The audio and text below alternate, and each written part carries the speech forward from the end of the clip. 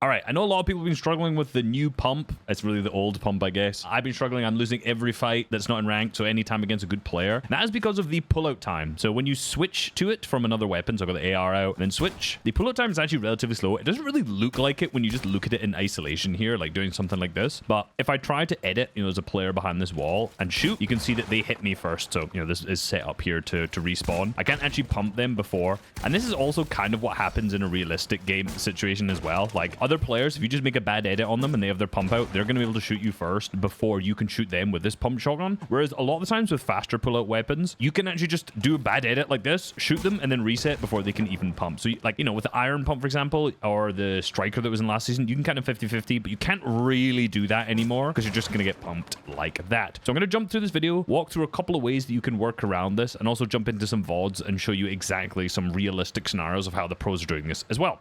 All right, first one up, of course, it's got to be Shark and Teeny gameplay. Who would have thought, right? The first one is being what I call, and what everyone should call, a pump out Paul, right? So just watch how much or for how long in this fight Shark has his pump out. Every single time he builds, he takes his pump out. His pump out is now, even when he's sprinting, he drops down, pumps straight out. So in this instance here, super duper simple. There's nothing special going on, but he's just rotating around the box with the overdrive effect on, and he just has a shotgun out the entire time. So again, super duper simple, nothing crazy by any means. He's just kind of covering angles, trying to get back to his teammate. He drops down onto the wall. He's even just trying to set up in a good position, but he just has his pump out whilst he's doing that, and that allows him to get a really free shot onto Nathan.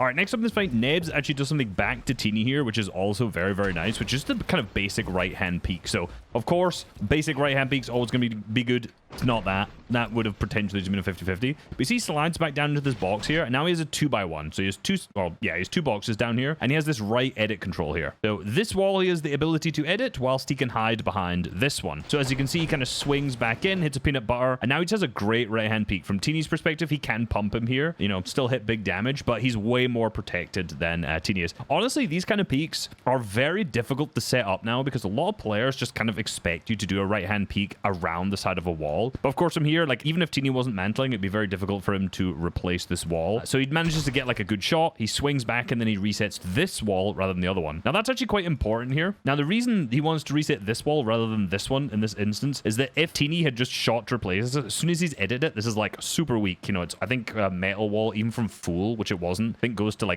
probably under 75. So it's really easy to replace. So if he tried to reset this wall in particular, then he could have easily just got it replaced, and he would have had to extend further around, and he wouldn't be able to hold it. So instead, he just reset this wall and then is kind of backing up here. So nice little bit of damage. You can see just a little chip. He's not going to get a kill out of this by any means, spoiler. But again, a nice way to get a right-hand peek without taking much damage there. Now, hilariously, Jew has entered this fight as well, and I don't mean to do this, but every single time I watch a Shark and Teeny VOD, Jew's always getting packed in. Every single time. It's not intentional, it's just and he just dies in every example, apparently, I'm going to use. All right, and here's what that looks like. He gets hit by a nice pump.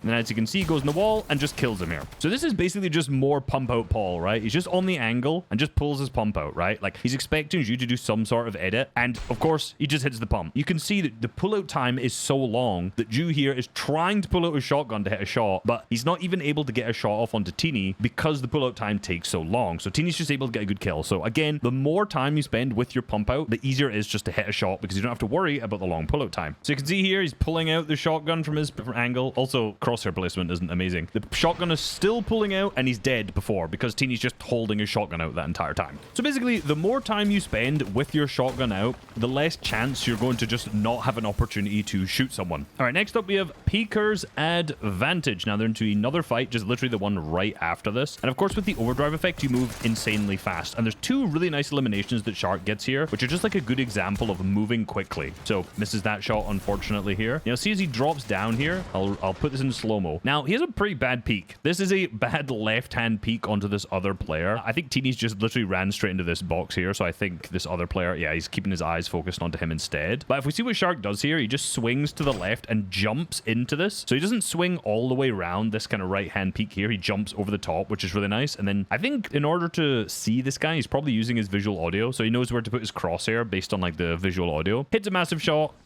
blocks the wall, cones him full pieces, and instantly kills the guy. Then he does another really nice play where the other player goes up. He sprint You can see just sprint, jump, pumps. I think he did a little slide there. I swear there's a slide in there. One sec. Let me see that again. I swear he slid the first time I watched this. Either way, it doesn't really matter. But he moves quickly with the overdrive effect here, and then he places the ramp down, jumps up. No, maybe not. Okay, he just sprint, jumps up, and then gets the shot. So he's essentially just moving fast with his shotgun already out around corners so that he doesn't have to have that like slow pull-out delay with a shotgun. Now, this here is a really common mistake that people might make because the pull-out time is slow. So you might think, I'm just going to make a safe edit. So just notice how here, he's kind of standing on the right-hand side. This is an opponent's wall. This is a Draps's wall here. And he hits a peanut butter. Now, he actually pulls out his drum gun. This isn't exactly the right scenario for this. Imagine he'd pulled out his pump here to try and, like, hit Skye, right? He's going to swing or jump round. Safe peanut butter. You think this is absolutely perfect. Skye just replaces the wall, or didn't even place it in this instance. He just breaks it in one and then pumps him back. One of the issues that a lot of people are doing here is that they think, okay, just because his pump pulls out so slow, I've got to make a super safe peak, and then I'm going to, like, jump into it like a peanut butter in this instance. But if the other player has their either spray weapon out, their pump out, depending on the edit, or their pickaxe out, they can just replace it straight back and then hit you back. I really like what Skye did here, though, in this instance, where he didn't actually even replace it. He just pickaxed it, broke it, and then pumped because the other player wasn't ready for it at all. Then he grabs the other wall and then does something similar before, sprint, slides in, and just hits the max. That's actually his teammate, but still.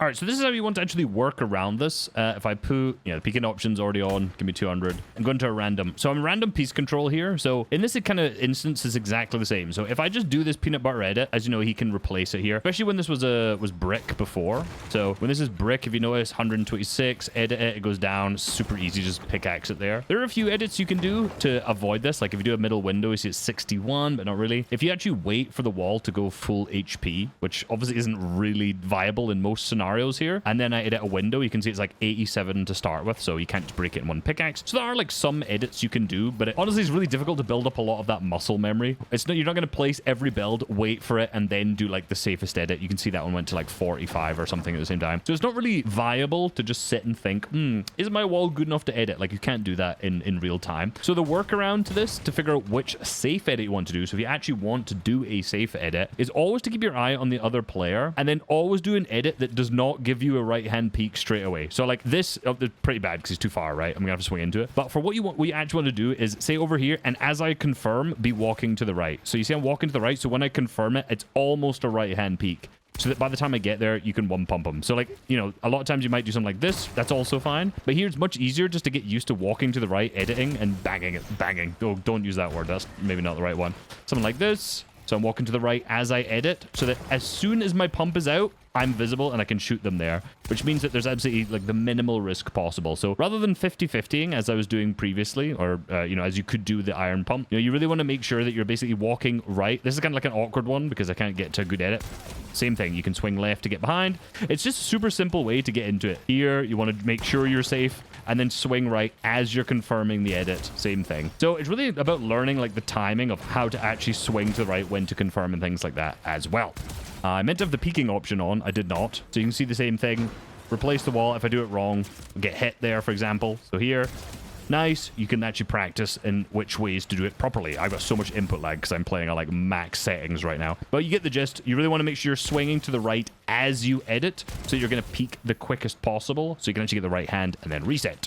Another underrated thing about this is it's also much easier to aim when you're doing this too. And that's because as you're swinging in, you don't really need to actually use your mouse, right? Like I'm just moving my character model here. You kind of set it up in the right area. Well, I moved it a little bit there, but you place it in the right spot. I'm doing a bad edit in our bot already. There's very minimal mouse movement because you're already just setting up with really good crosshair placement. So by swinging right into edits like this, you can even do it with something like this too. It's the same thing. Your crosshair actually barely needs to move. Windows are the best way to do it. So it's much easier to actually aim. Best place to practice this is what I was just doing right there. I was just in the Pro Max, go to peeking, and then you're just in this little place where you can practice. If you do it wrong, it'll reset you here. And it's just really good muscle memory to build up. Always just thinking, where's the enemy standing? Quick, which edit should I do? Little window.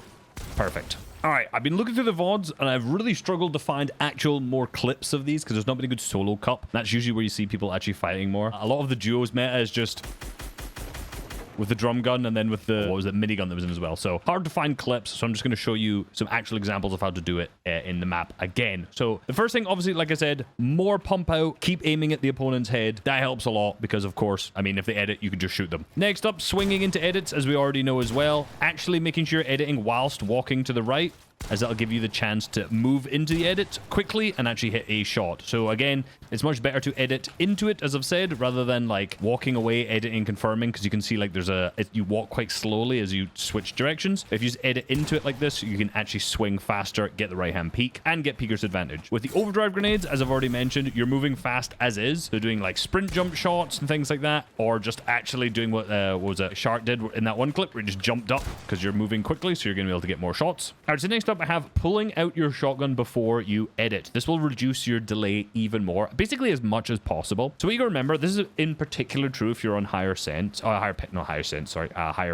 is that if I'm holding my builds out here, as you can see, I'm holding this wall, and then if I edit and confirm, I still have my builds out. So there's then a delay between pulling out the pump.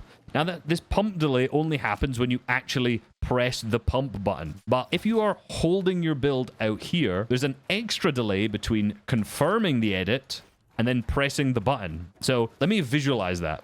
Before I visualize it, let me just tell you, just before you click edit here, for example, you push your shotgun and then edit. So you didn't really see, well, maybe you did, my arm move, but as soon as I confirm that, the pump automatically comes out straight afterwards. So rather than having your pump and then editing, you'll want to pull the pump out, then edit. All right, so this little table here should explain this well. So this is what I call your exposed time. So essentially from once you've confirmed the edit, say if you were going to 50-50, for example, right? Once you've confirmed the edit, this is the amount of time that the other player might have to shoot you back. So let's take this example where you place the wall, you edit, then you press your shotgun bind, and then you shoot. So this pump shotgun has a 465 millisecond delay. I think that's one. It's around there. It doesn't matter the exact number. Something like that, which is like 0.46 seconds. So just say like around half a second. But there also will be a delay between you confirming the edit and then pressing your shotgun bind. I've just put that as like 100 milliseconds, so 0.1 seconds. But it could be higher, could be lower, depends how fast you are. Now that means you've got 565 milliseconds where you've pressed confirm of the edit and you cannot shoot. So there's quite a gap there where the other player can shoot you. However, if you do it the other way around, as I said here, where you press your shotgun bind and then edit, well, it doesn't matter because your shotgun's already out. So this 100 milliseconds that I've imaginarily made up is irrelevant. It doesn't matter.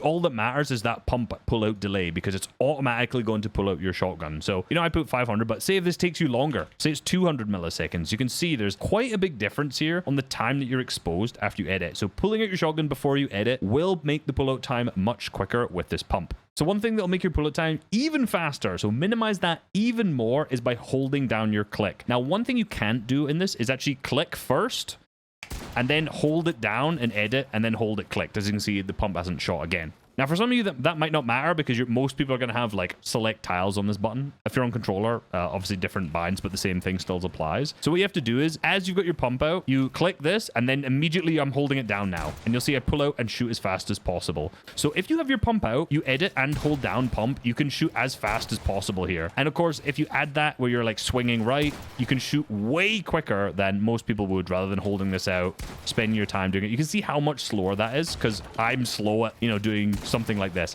It's even slower if you actually piece. So the last part of tip, I think this might be the last tip. I don't have anything else written down here, but the last one on my mind is that you should probably piece less, right? In order to shoot as quick as possible, you don't want to be spending time doing something, I'm going to full box in this instance for every single fight. Sure, there are times where piecing is good, but a lot of the times you can just shoot much faster if you just edit and shoot straight away, as you noticed. Just shoot as quickly as you possibly can, and you're going to get way more damage rather than spending time to like, let's grab all of the side walls and all this stuff. Because for the most part, you are exposed as you do that. If you just edit, shoot, even maybe edit, place a cone and shoot, you're going to be able to do that much faster. There'll be a slight bit more of delay, but it's barely noticeable. I accidentally shot there. But yeah, trying to not like just always full box all the time, because a lot of times you're going to be, behind an edit. And also a lot of times, if people have overdrive grenades on and of the sprint, right, you'll try to piece and they're just getting out. Like they can just get out straight away. So you will notice that a lot of the best players, when they're fighting, it's quite rare to full box someone, like full box someone. Most of the time, they've just got someone on an edit at a wall and they'll shoot. Maybe they'll get a ramp in, maybe they'll get something in, but like it's very rare, to be honest, nowadays to get a full piece, because a lot of people are just aware. Like they'll approach you with a cone, they'll put like exit control in and something like that. So when you're fighting a good player, it's just very, very difficult to full box them. So yeah, just try to get good at literally editing and shooting. That's it. Literally edit, shoot as fast as you can. Edit, shoot, swing to the right, edit to shoot. All these different things is going to make the pullout time much better for you. Sorry I couldn't find as many examples. It's actually something I might do a full video on my main channel after this. I've got a couple ideas that might be fun about making perfect peaks, etc. Anyway, hope this helps. Like the video, subscribe.